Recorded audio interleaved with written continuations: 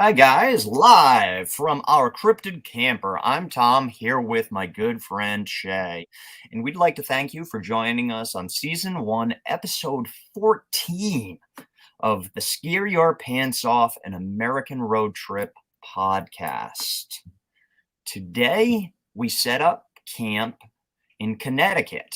So, how you doing today, Shay? I'm really, really good, and I actually just I want to give you some credit, like some public acknowledgement, because we are 14 episodes in, and you are not sick of me yet. I don't think so. This No, is a not at good sign. all. And same. You're not sick of me, I don't think. So I think Oh, we're I think doing you're good. good. You're good. Yeah, I can't believe it's 14. I Yeah, mean, I know. this is they're flying by. God, we're coming up on the halfway mark. It's Yeah, insane to me. It's we're getting podcast old. yeah, Like I really. think, right? We're like in the teen years of podcasting, I guess. So Yeah, yeah, cool. it's and I think they said I was listening to a podcast. I think they said by like your 30th episode or so, that's when you're really hitting your groove. That's like, Really? yeah, that's when you're really, everything gets real easy. Like, I think we've already found a good groove and everything like that, but they say everything really comes together in that 30 around there is what I've heard. So, but, yeah, 14, unbelievable. So what's new with you? Nothing. I'm pretty boring. Nothing really. Just kind of same stuff, different day, and just really nothing. I have nothing good to report yet right now. So what about you? What do you got going on? No, I work a lot. I mean, it's almost Christmas at this point. I mean, this episode will be out way after, but it's almost Christmas, which just ready to get it kind of over with at this point now and just get through the holiday season. But not a whole lot either. I'm boring. I work a lot, and not a whole heck of a lot going on at all. That's okay. So do you want to dive right in then? Sure, let's do it. All right. So I have today's cryptid, and it's one of those things where it's kind of a cryptid, but it's not your standard, big hairy scaly bird man swimmy creature with scales. It's it's pretty case in point, and but I was really kind of drawn to it, and so I want to talk about the Jewett City vampires. Have you ever heard of that? No, but weirdly enough, and I won't go into it. Yeah, I just listened to a podcast on a cult that was based out of Jewett City, which I had never heard of Jewett City until 3-4 days ago. And it just random this cult that people are calling it was one of their areas was Jewett City. So very small world. But I do not know anything about the Jewett City vampires at all. It's funny because I've never heard of Jewett City until I researched this, so we're both learning something new. It's kind of cool. All right, so this takes place in Griswold, Connecticut. Nice. And it's centered around the Ray family, and I'll explain more why it's centered around the Ray family after. But in the mid-19th century, what's now known as tuberculosis really was running rampant. It was devastating, catastrophic, killing countless people, and just devastating. So in 1845, Henry B. Ray would suffer his first loss of his son at 24 years old to what we now know as tuberculosis. In 1853, he will experience his second loss of his then 26-year-old son, Elisha, I apologize for the pronunciation, Ray, in 1853. And in 1854, a year later, he would lose his eldest boy from tuberculosis, and I literally have goosebumps. Just I can't even wrap my head around how awful that had to be, and especially not understanding it the way we understanding it now. Not that it makes it better, but it's you have this. I think they called it it was called the wasting away disease in the 40s and 50s. Jeez. So after the first two deaths,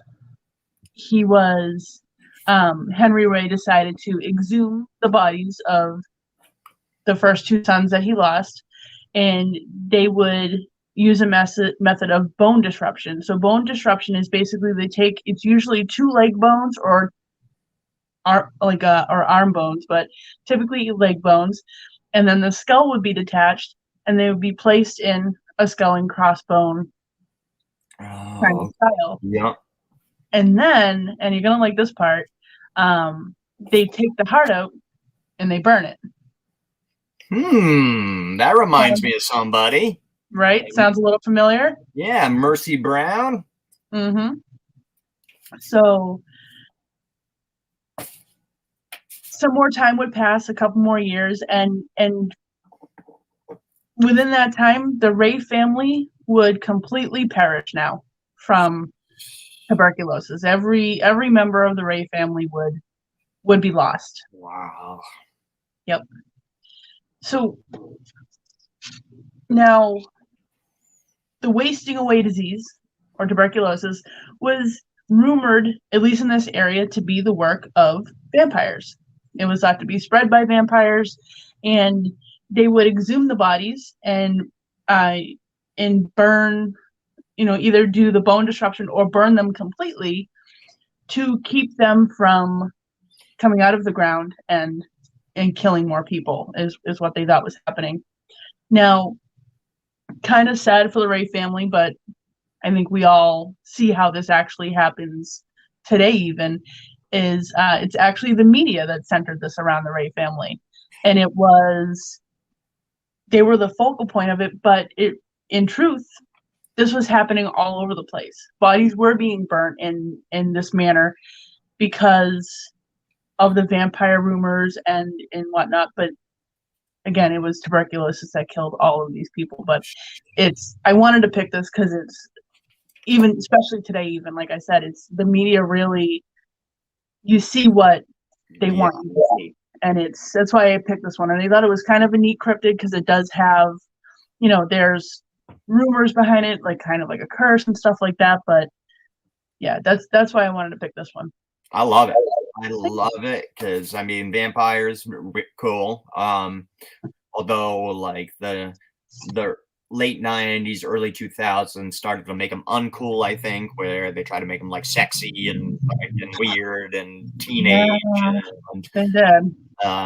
But no, very cool. I had mentioned as you were talking, my first thought, Mercy Brown, which makes sense because like when we talked about Mercy Brown, there was that vampire scare happening, and it was Rhode Island and I think maybe Vermont and then like eastern or western Connecticut and in that region. So which I know, I believe Jewett City, it's like about 45 minutes from Killingly, Connecticut, I believe is what I heard on that other podcast.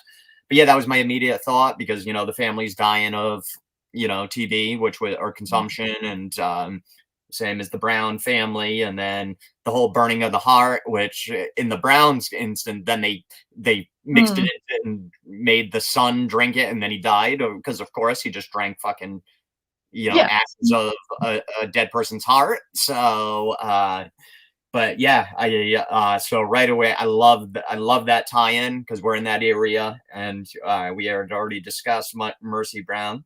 Plus, like I said, it's a vampire. I think it's great. And again, it's and I do it. It's like when I have a short one, I always seem to apologize, but there's nothing wrong with short because we can always talk. About it, and you don't. Not everything needs to be long, and no, it's a great story. And I had never known about this that whole bone disruption. That's really, I find that fascinating, like that they'll actually, sever or break off bones and put them into a cross or whatever. And that's something I didn't know. It's so funny that Jewett City, like I said, I just heard about it the other day, and I'll when we're off, I'll try to look up that podcast and I'll tell you what it is. But yeah, about a cult out of the Jewett City. They're out of Jewett City, and then they also have like a chapter, I guess you would call it, of the cult or whatever over in England, and which it sounds like this Jewett City's a happening place. So very much so. But yeah, no, I loved it. Great choice. Great choice. So, thank you. Well, this week I had the haunting, and oh god, it's Connecticut. You can't walk around a corner without tripping over a haunting. But I wanted to go with something that was a little off the beaten path and not, the haunting in Connecticut, not one that everybody knows that there's been 100 movies made about, or 100, whatever, or books or whatever. I wanted to pick on maybe a little lesser known, well, still known, but maybe, not in those veins. So have you ever heard of the curse of Dunellen Hall? I know a little, but what I know, it's awesome. So I'm super excited to hear what you're gonna say. But I know a little bit. But yeah, no, take it away. I'm excited. All right. So, Dunellen Hall was built atop a hill in 1918, overlooking 26 acres of the most expensive and most beautiful real estate in all of Connecticut. It's actually in Greenwich, Connecticut, which is a very well-off area of Connecticut. Excuse me. Originally, it was completed for $1 million, which seems like nothing now, but it was 1918, so that's a lot of money back then. It had this 28-room Jacobean mansion, has over 21,000 feet of living space. Freaking huge. Wow. So Daniel Gray, what's that? That's a lot. That's huge. Yes, it's huge. So Daniel Gray Reed built it as a wedding gift to his daughter and her new family. And the family lived there until 1950 without incident. They then sold it to the steel magnate Loring Washburn. And this is where we started to get into the curse. So Washburn was the first to experience bad luck at this place. His financial empire, he was super well off. His financial empire began to dwindle.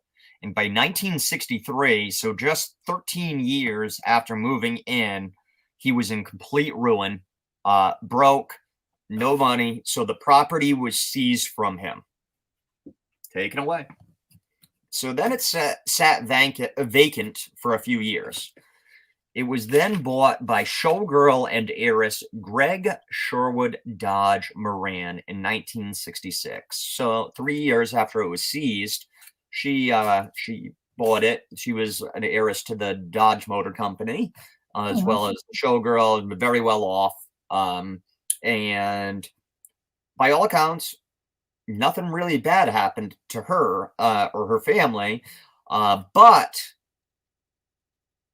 after they had moved out, about a decade after they had moved out, because they only lived there for about 2 years, her ex-husband, it was her husband, I think, when she bought it, her ex-husband ended up committing suicide by shooting himself in the head. And some people tie that to the curse. Others don't, because it didn't happen in there. It was after they had moved out, and she was no longer married to him, all that. But some people tie it to it. Again, they lived there. She only lived there for about 2 years before she sold it. Before she sold it to Jack R. Dick. Yeah. Oh, yeah. That's yeah. I'm gonna try to get. Oh God, good luck with that. Jack R. Dick. His middle initial really has to be R. Like, I know. Does it? Okay. All right.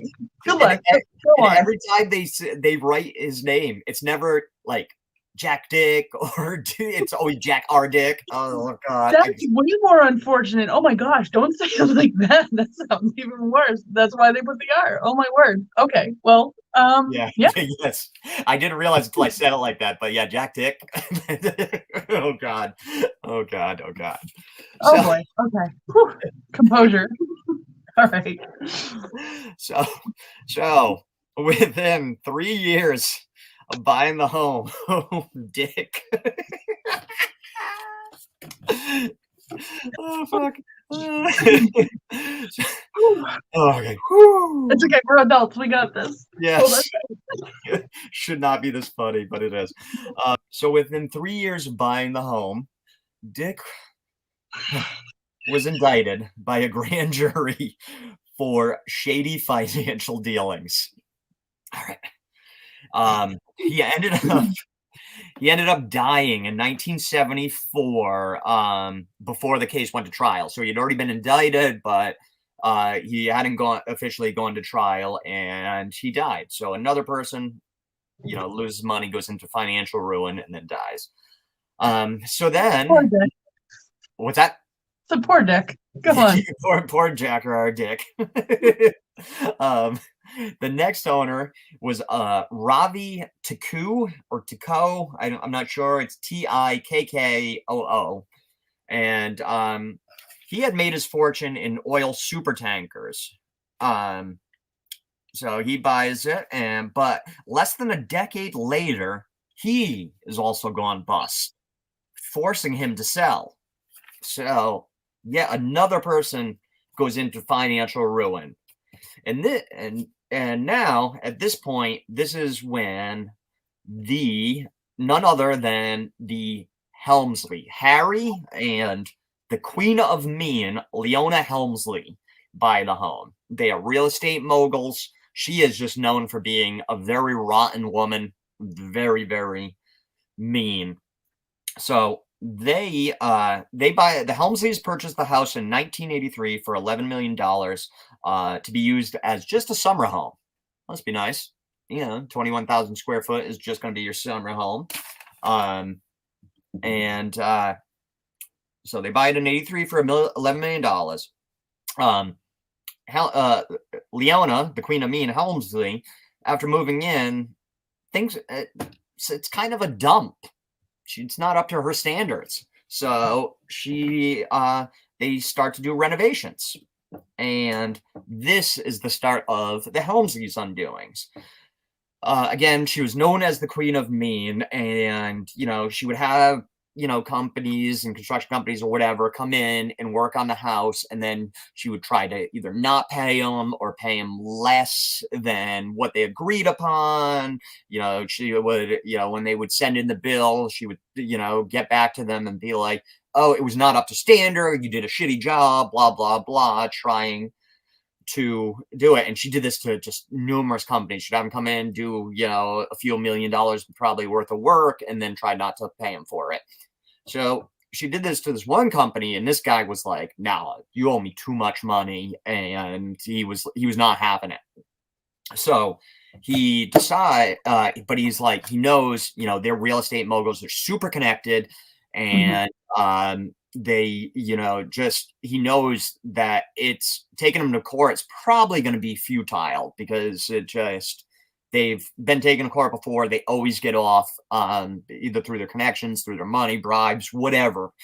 So he devises a plan where he contacts the presses, like the New York Times and, all the and established media outlets, like important ones, Washington Journal, stuff like that.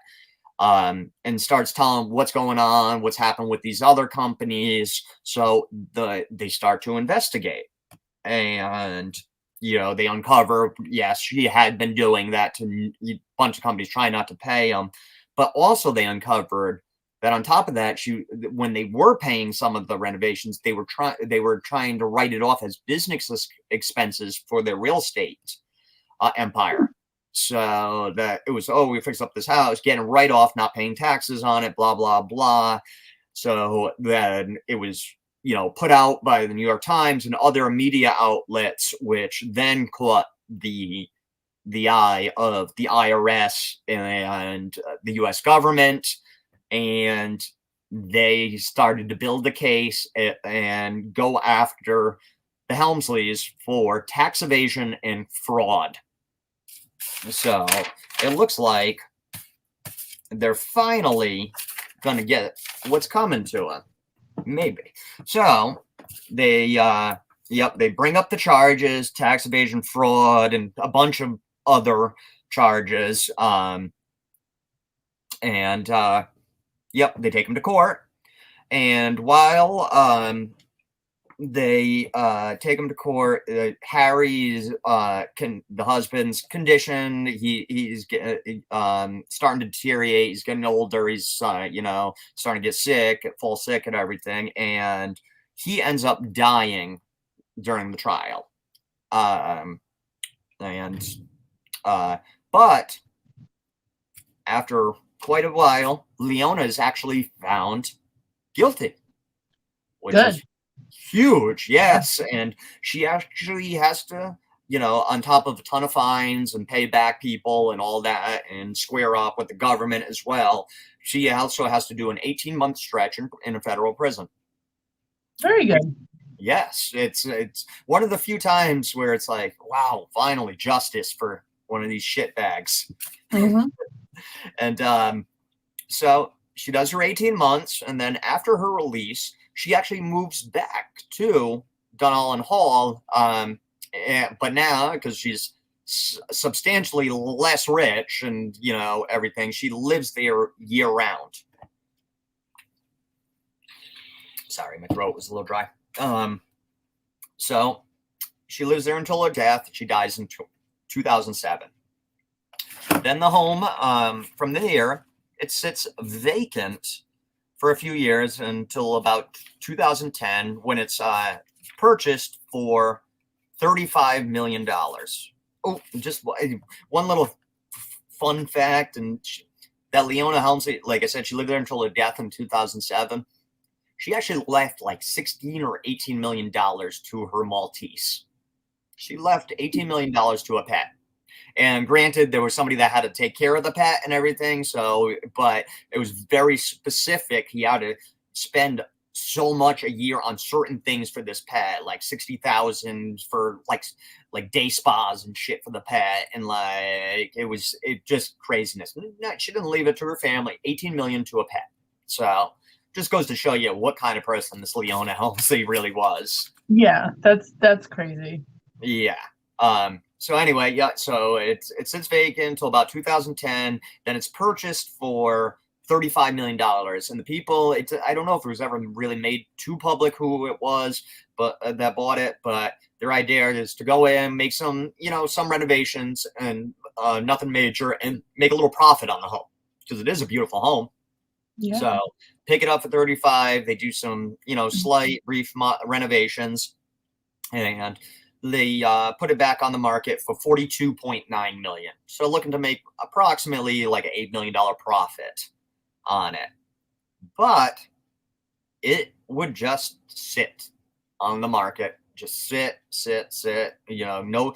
And it was, partly because now at this point, people have know sort of the history of it, and that it's like almost everybody that goes in there falls into some financial ruin.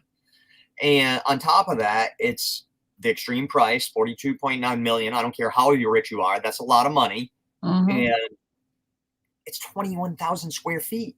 People don't want to have to take care of a house that big. Then you have the whole property on top of that. It's crazy. That's just a crazy big house. So it sat, and then I don't know if it was the same people or somebody came in and bought it maybe off that. No, it probably was the same people.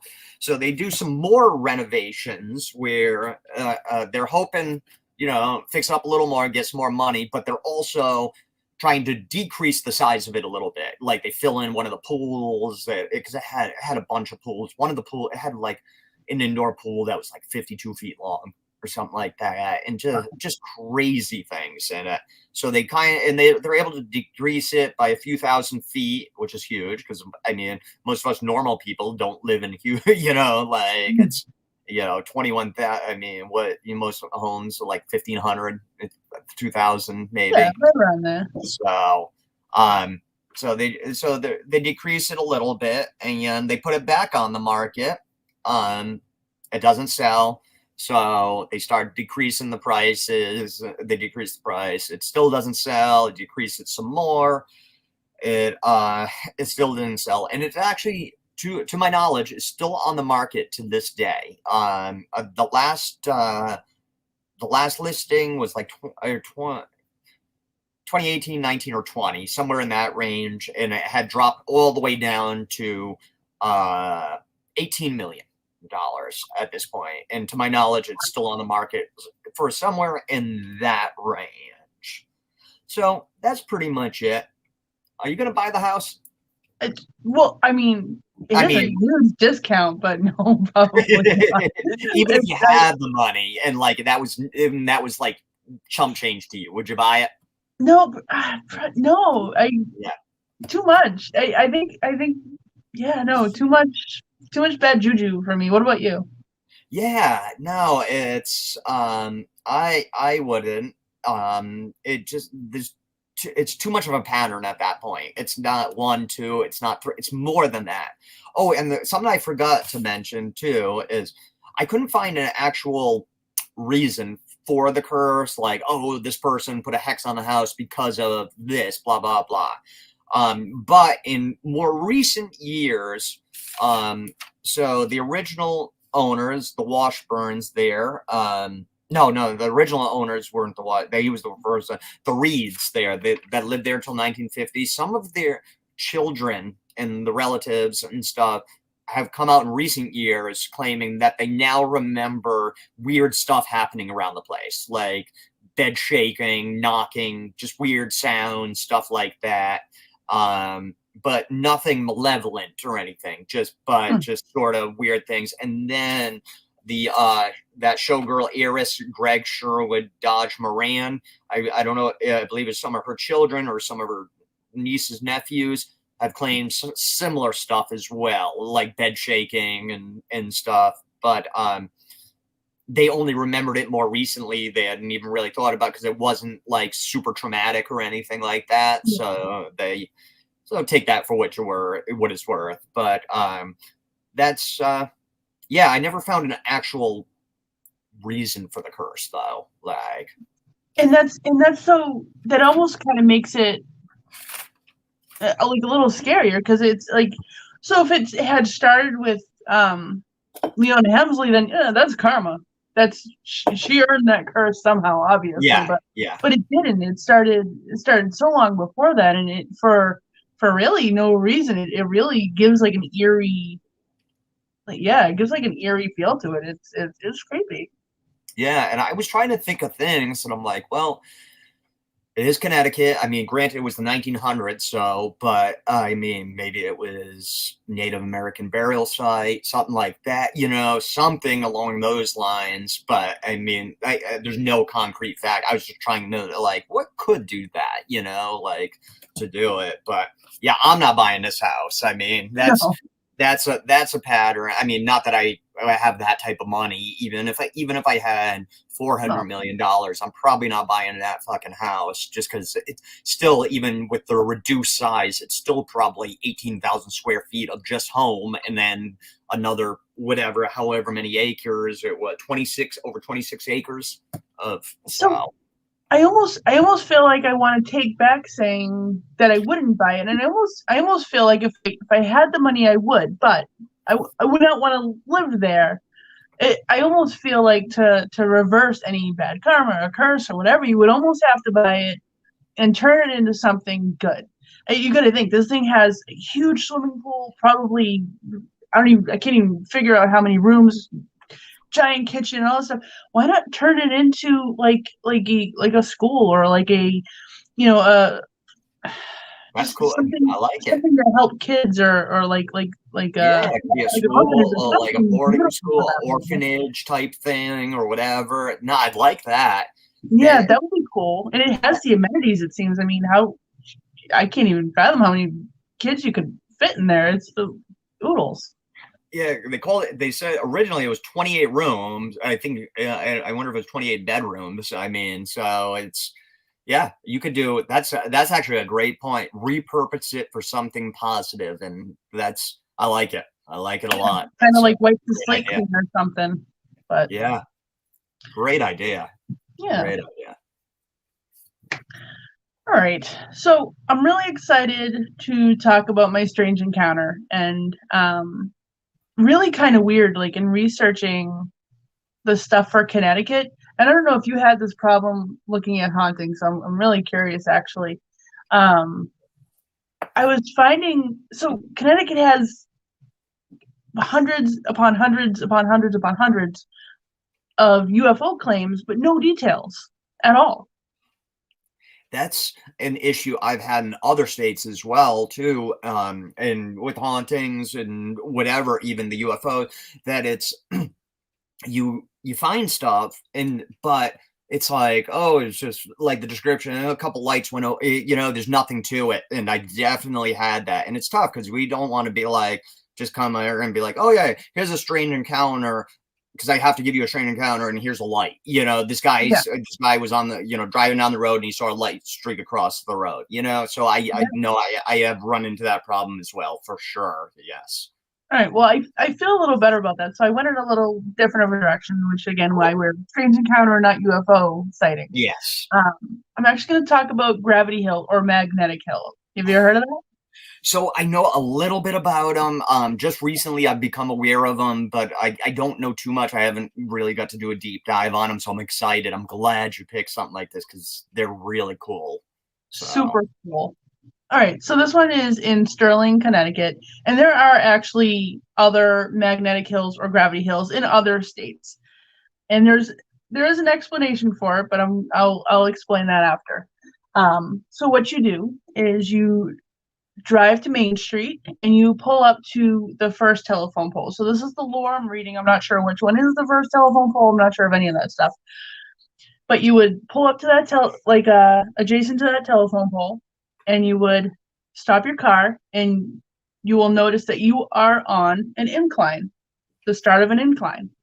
You would put your car in neutral, take your foot off the brake, and all of a sudden, instead of rolling back, which you should, you roll forward up the incline.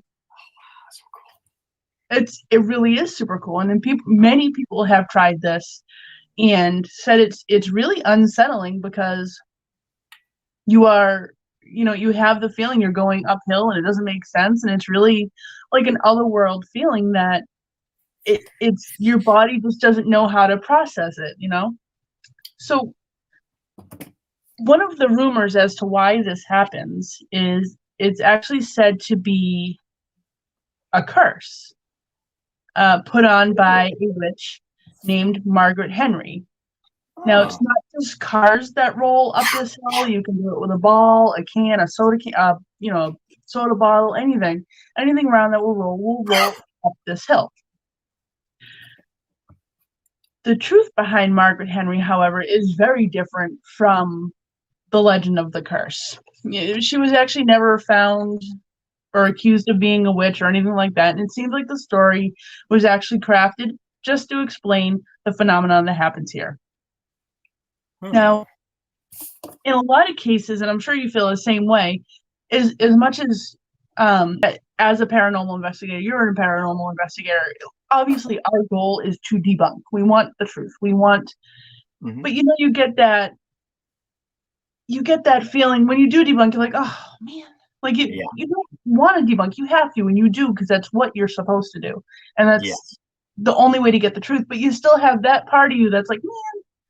Just, yep, 100%. You just get that. It's just because it's like, and I know we've both said it numerous times. It's like, skeptics and stuff like that, but we want all of it to be true. I want all of it to be true, but it's the only way you're going to know if it's true too, is if you debunk first and then you come, there's no other option.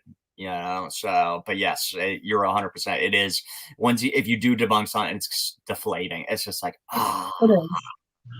However, in this case, the actual explanation kind of makes it better for me. It makes it really, like, I love it. It's so cool. What it is, it's actually a naturally occurring optical illusion. It's a Huh. earth-made optical illusion, and Wow. yeah, so it's because of the way the horizon is around the road on both sides. You cannot actually reach a reliable vantage point to see that you are in fact moving downhill, not uphill, because of the way the horizon sits and the land sits around. Oh, okay.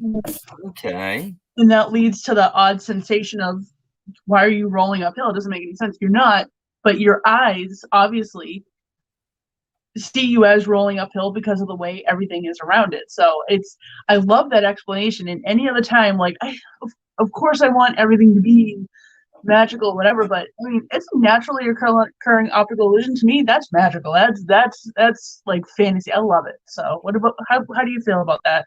I love it too, and that's a great point. That is sort of satisfying knowing it, and because we've said it before about the human body and the world. It's this just amazing place if you really, and I think it happens to the best of us all the time, that sometimes we take for granted this world and like what's in it and everything like that. But like that, it's a naturally occurring optic. That's just wild. That because that's it's the earth, but that's also you, and that shows how interconnected you are with it.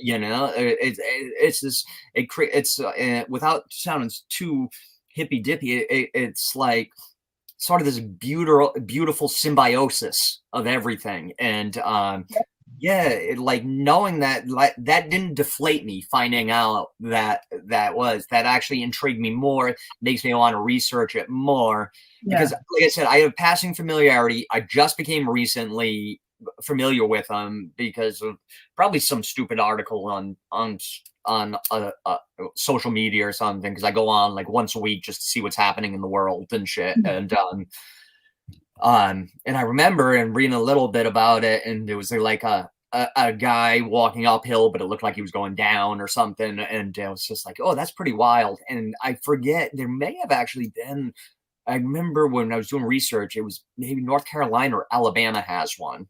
And now that I'm thinking about it, Rhode Island might actually have one. I think I've heard Really? somebody might have mentioned that now. I'll have to look it up. But yeah, fascinating to me, just fascinating, and that's so cool. Just that even though it's happening, the fact that it looks like it's rolling uphill, it looks like a car is going uphill. That's just, I find that's so cool to me. It's no, I'm glad you picked this. I think that's a great strange encounter. Again, strange encounters. It's a very broad category. So, and which I love is that to see what we can bring in and sort of teach the other person about, and it's yeah, no, I think that's a perfect pick, and I think that's a good that pick.